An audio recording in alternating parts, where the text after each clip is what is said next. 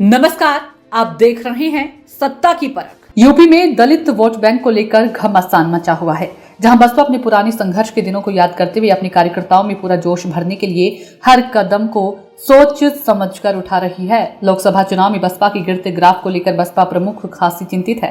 लोकसभा के चुनावों के बाद आए नतीजों से बसपा ने अपनी पूरी सियासी रणनीति को बदल दिया है, तो वहीं आजाद समाज पार्टी के अध्यक्ष चंद्रशेखर आजाद बसपा को खासी चुनौती दे रहे हैं। उधर कांग्रेस सपा का गठबंधन पीडीए के नाम पर दलित वोट बैंक को रिझाने का काम कर रहा है। बसपा को जोरदार चुनौती इसलिए भी मिल रही है क्योंकि मायावती के कोर जाटव वोटर के बीच उनका जनाधार कम होता जा रहा है। लोकसभा चुनाव में तो बसपा का वोटर भी बीजेपी की तरफ से मुंह मोड़कर अखिलेश यादव के पीडीए फॉर्मूले के साथ चला गया और मायावती फिर से जीरो बैलेंस पर आ गई है।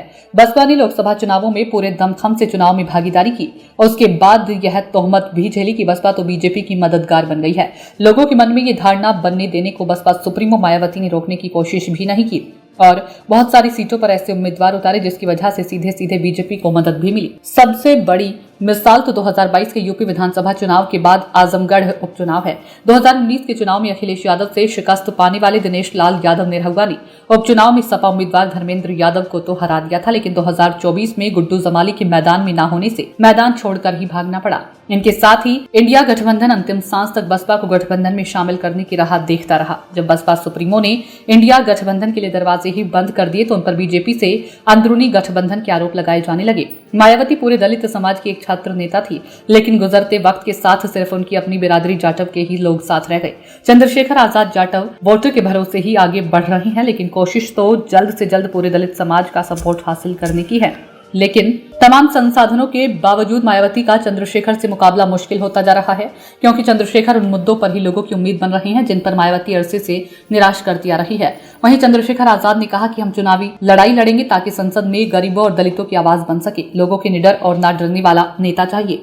हम बीजेपी को कोई अवसर नहीं देना चाहते हैं कि उसे किसी तरह का फायदा मिले। बसपा सुप्रीमो मायावती अपने पुराने दौर को पाने के लिए खास रणनीति के तहत योजना बनाकर उनकी यूपी में सरकार के दौरान किए गए काम को एक बुकलेट के माध्यम से तैयार किया गया है। इस बुकलेट को बहुजन समाज के लोगों के घर घर भेजना शुरू किया जा चुका है। इस बुकलेट में मायावती ने दलितों के लिए शुरू हुए बसपा आंदोलन के प्रत्येक कार्य का जिक्र किया है। अपनी इस बुकलेट में मायावती ने सपा, कांग्रेस और भारतीय जनता पार्टी पर भी जमकर निशाना साधा। बसपा सुप्रीमो मायावती ने इस बुकलेट के माध्यम से समाजवादी पार्टी और बसपा के गठबंधन टूटने की कई वजहों का भी खुलासा किया।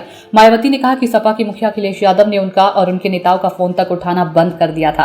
वह बुकलेट के माध्यम से अपने समाज के लोगों को एक संदेश देने की कोशिश करती है कि पार्टी ने स्वाभिमान के चलते समाजवादी पार्टी से अलग होने का फैसला लिया था। मायावती ने अपने वोटरों को एक बार फिर से लखनऊ के उस गेस्ट हाउस कांड की याद दिलाई जिसको लेकर सियासी गलियों में कभी भूचाल आ गया था। सपा अध्यक्ष अखिलेश यादव ने बसपा सुप्रीमो मायावती के आरोपों पर जवाब दिया और कहा कि वो अपनी खामियां छिपाने के लिए आरोप लगा रही हैं। उन्होंने कहा कि हमने गठबंधन का धर्म बहुत अच्छे से निभाया था, इसलिए ये कहना है कि उन्होंने फोन उठाना ही बंद कर दिया पूरी तरह से निराधार है।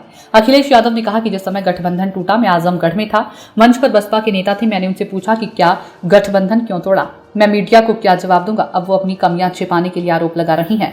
सियासी जानकारों का कहना है कि बहुजन समाज का एक बड़ा वर्ग बसपा सुप्रीमो मायावती को आयरन लेडी मानने के साथ ही किसी दूसरे नेता से उनकी तुलना नहीं करना चाहती। बसपा की बुकलेट के माध्यम से इस बात का भी एहसास कराया कि मायावती ही बाबा साहब भीमराव अम्बेडकर के बताए हुए रास्तों पर चलकर समाज का उत्थान कर रही है। मायावती को इस बुकलेट में आयरन लेडी कहकर के संबोधित किया गया है और आयरन लेडी के नेतृत्व में सत्ता की मास्टर चाबी पाने से लेकर बहुजन समाज के उत्थान का जिक्र है। इसके अलावा उन्होंने सम्राट अशोक को बहुजन हिताय बहुजन सुखाय वाला नेतृत्व करता बताते हुए कहा कि उस दौर के कल्याणकारी युग वाला भारत एक बार फिर से बनेगा। सत्ता की परख के लिए अवधेश कुमार सिंह की रिपोर्ट।